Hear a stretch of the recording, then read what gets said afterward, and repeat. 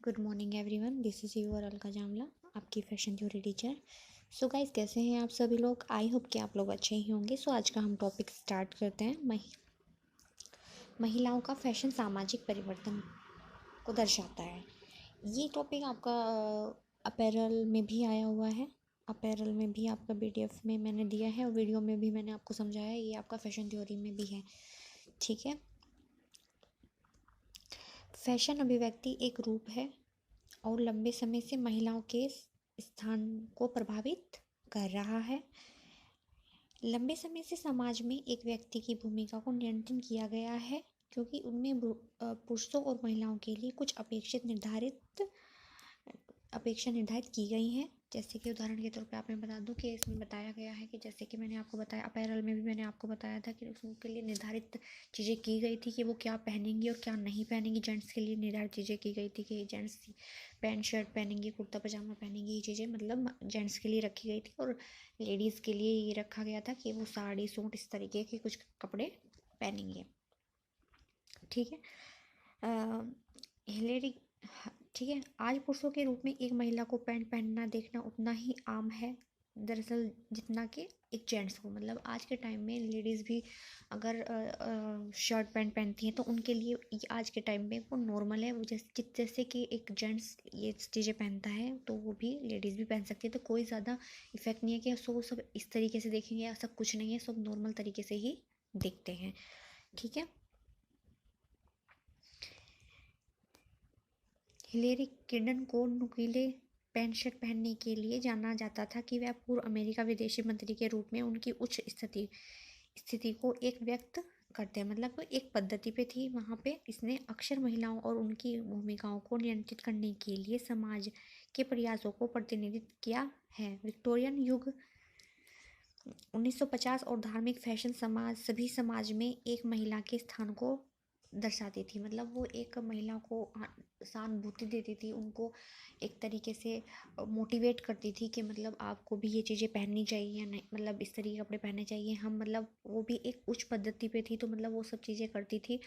तो मतलब वो एक लेडीज़ को, महिलाओं को मतलब सहानुभूति देती थी, मतलब उनको प्रोटेक्ट करती थी कि मतलब आप ये चीज़ें पहनो, या मतलब ये चीज़ें आप भी कर सकते हो। तो पहले लोग क्या होता था कि खुद कमाते थे, मतलब लेडीज़ को बाहर नहीं जाने देते थे, मतलब ये नहीं होता था, नौकरी नहीं करने देते थे। तो लेकिन उन्होंने मतलब एक उनके लिए छाप बनी है कि मतलब वो पहली लेडी थी जो मतलब उन्होंने स्टेप लिए थे, मतलब वो काम करती थी। इस तरह के कपड़े उन्होंने पहने थे, वो इस तरीके के कपड़े ही पहनती थी।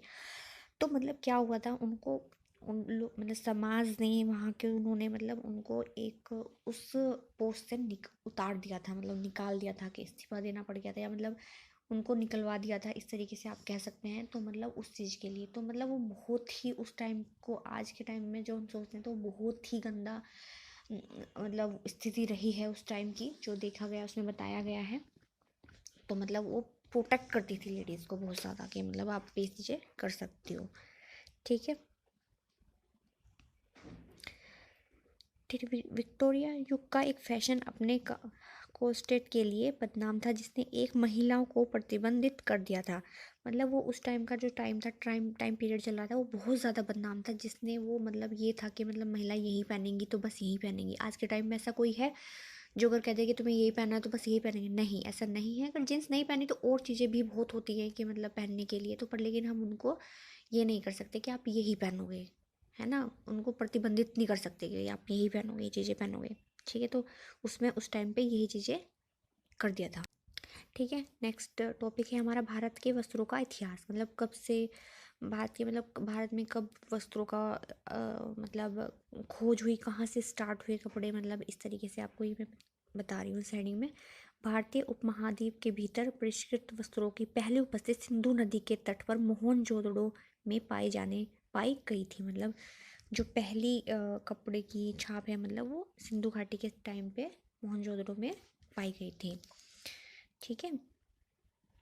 मोहनजोदड़ो में पाए जाने वाले स्पिटिल का उपयोग संभव लकड़ी के करंदे पर काम करते समय बाने के धागों को हवा देने के लिए किया जाता था। स्थल प्रकाश से सुइयों की उपस्थिति से पता चलता है कि इस कांस्य युग की सभ्यता ने अपने बुने हुए कपड़ों की कढ़ाई का करंदे पर पूरक धागे से सजाया था, मतलब कांसे से, मतलब उसको कंधे को मतलब एक उसके कांसे के धागे से, मतलब कांसे की सुई से सजाया गया था। लकड़ी के जो आपने देखा हो, जो लकड़ी में जब एक अच्छी लकड़ी होती है उसमें अलग अलग से धागे से निकलते हैं, मतलब वो धागे टाइप ही होते हैं, धागा तो नहीं होता, वो धागा टाइप ही मतलब होता है जो अच्छी लकड़ी होती है। तो उससे मतलब बहुत ही सुंदर डिजाइनिंग उन्होंने की थी। ठीक है।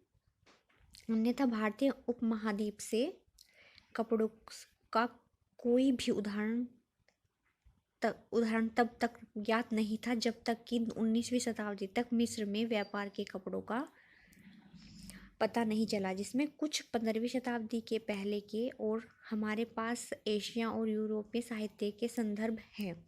ठीक है। इन प्रोत्साहित खोजों पर कपड़ा उत्पादन पर प्रकाश डालते हैं। ठीक है। रामायण महाभारत के युद्ध महाकवि 15वीं और दूसरी शताब्दी ईस्वी के बीच कपास, लिनन, रेशम से बने वस्त्रों का उपयोग किया गया है। मतलब आपने देखा होगा रामायण में, महाभारत में, मतलब रेशम के, मलमल के, इन चीज़ों का, कपड़ों का ज़्यादा उपयोग किया गया है। उसके कार्टेन मतलब पर्दे लगाए गए हैं जो वो पहनते थे, मतलब वो भी इस तरीके के ही कपड़े मतलब वो पहनते थे, रेशम के, लीलन के, इस टाइप के ही उस टाइम पे वो कपड़े चलते थे। ठीक है।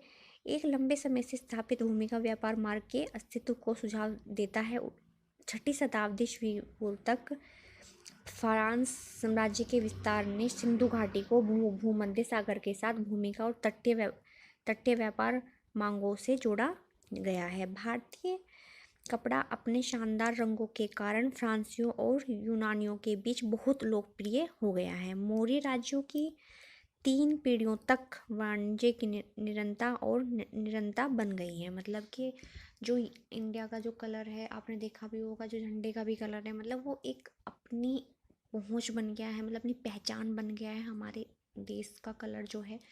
तो मतलब ये चीज़ इसमें दर्शाया गया है कि कब मतलब कब हमारे उसमें फेमस कलर कब किस टाइम पे हुए। 6ठी शताब्दी में हमारे मतलब देश काफ़ी उन्नति कर लिया था और फेमस कलर फेमस हो चुके थे तब उस टाइम पे। ठीक है। ये चीज़ इसमें बताई गई है। सो ये आपके टॉपिक पीडीएफ में यहीं तक आपकी टॉपिक दिए गए हैं। सो आप ये नोटबुक में नोट कर लीजिएगा।